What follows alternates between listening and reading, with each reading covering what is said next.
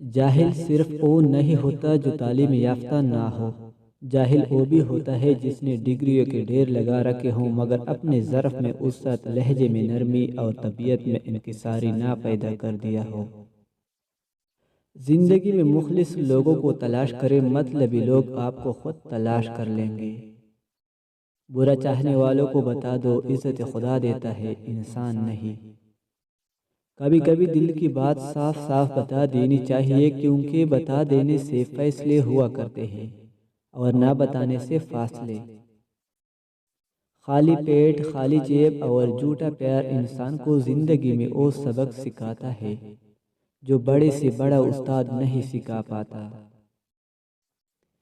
جن رشتوں کو اللہ نے انسان کے سکون کے لیے بنایا ہے، آج کل لوگ انہی رشتوں میں چالاکیاں اور مکاریاں کرتے ہیں اور پھر روتے پھرتے ہیں کہ ہماری زندگی میں سکون نہیں۔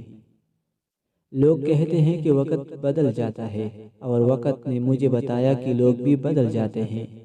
ضروری نہیں جو آج تمہارے ساتھ ہے وہ کل بھی تمہارے ساتھ رہے گا، اس لیے اکیلے چلنا سیکھ لو۔ اگر وقت اپنا ہے تو سب اپنے ہیں، ورنہ کوئی کسی کا نہیں۔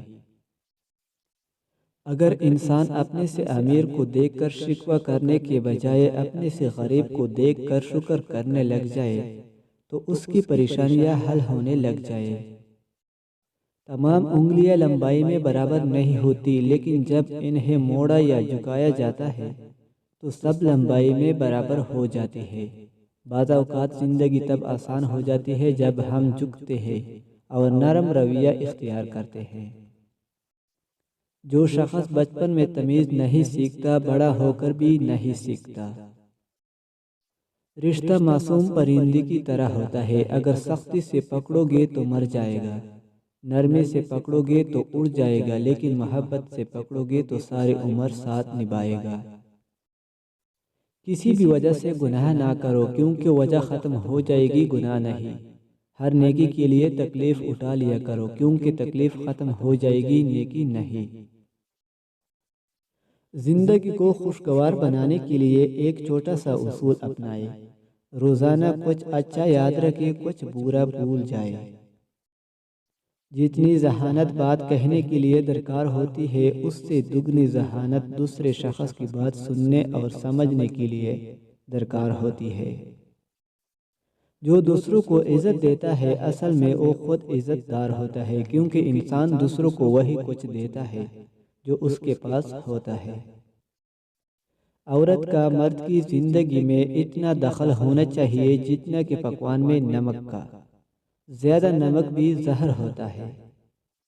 بے نسلی لوگوں کی سب سے بڑی نشانی یہ ہوتی ہے کہ تم جتنی انہیں عزت دو گے، وہ اتنی ہی تمہیں تکلیف دیں گے۔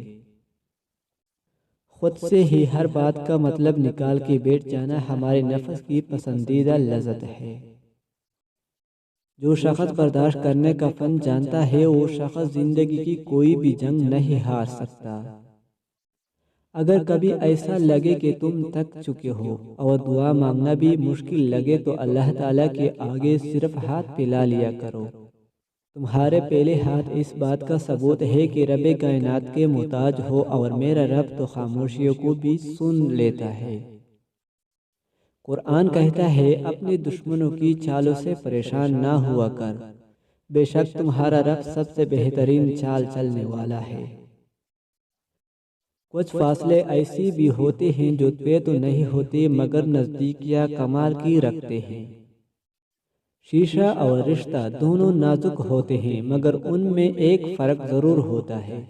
شیشہ ہمیشہ غلطی سے ٹوٹتا ہے اور رشتہ غلط فہمی سے۔ رشتے توڑنے کا مشورہ تو کوئی بھی دے سکتا ہے، مگر رشتے جوڑنے اور نبھانے کی ترغیب کوئی باشعور شخص ہی دے سکتا ہے۔ بے شک مشکل وقت بتا کر نہیں آتا، مگر سکھا کر اور سمجھا کر بہت کچھ جاتا ہے۔ کچھ الفاظ محض الفاظ نہیں ہوتے، وہ کیفیت ہوتی ہے۔ سمجھ جب ہی آتی ہے جب خود آپ پر سے گزرتی ہے۔ کسی نے ایک درویش سے پوچھا، دنیا میں سب دکھی کیوں ہیں؟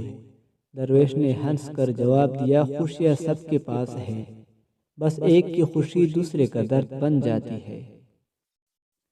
رشتوں اور تعلقات کی بقا کے لیے رابطے ضروری ہوتے ہیں۔ نظر انداز کرنے سے تو اپنے ہاتھ سے لگائے ہوئے درخت بھی سوکھ جاتے ہیں۔ کچھ لوگ آپ سے اتنی محبت کرتے ہیں جتنا وہ آپ کو استعمال کر سکتے ہیں۔ جہاں ان کا مفاد ختم ہو وہاں ان کی محبت بھی ختم ہو جاتی ہے۔ ہر خاندان میں ایک ایسا شخص ضرور ہوتا ہے جو سارے خاندان کو آپس میں لڑوا کر کہہ رہا ہوتا ہے کہ میری دلی خواہش ہے سب مل جل کر رہیں۔ جس کاپی پر تمام مضامین کی ذمہ داری ہوتی ہے اکثر وہ رف کاپی بن جاتی ہے۔ ڈیلیٹ جتنی تیزی سے ہوتا ہے ڈاؤن لوڈ اتنی تیزی سے نہیں ہوتا، کیونکہ بنانے میں دیر لگتی ہے بگاڑنے میں نہیں، پھر چاہے وہ رشتے ہو یا اپلیکیشن۔ جو آنکھ مائنس دیکھنے کی عادی ہو جائے اسے پلس میں بھی 2 مائنس نظر آتے ہیں۔ جھگڑے اس لیے بھی ختم نہیں ہوتے کیونکہ ہم جھگڑوں کو جھگڑوں سے ختم کرنے کی کوشش کرتے ہیں۔ زبانوں کے پیچھے مت چلو، کوئی تمہیں ایسی کہانی نہیں سنائے گا جس میں وہ خود غدار ہو۔ جہاں چھوٹوں کی زبانیں بڑی ہو جائے وہاں بڑوں کے رتبے ختم ہو جاتے ہیں۔ کمزور کو کاٹ دینے کی طاقت رکھنے کے باوجود اللہ کی رضا کے لیے کمزور بن کر کسی کمزور کا سہارا بننے کا نام قوت ہے۔ اصل میں اندھا وہ نہیں جس کی آنکھوں کی بینائی نہیں، بلکہ اندھا وہ ہے جسے اپنی غلطی نظر نہیں آتی۔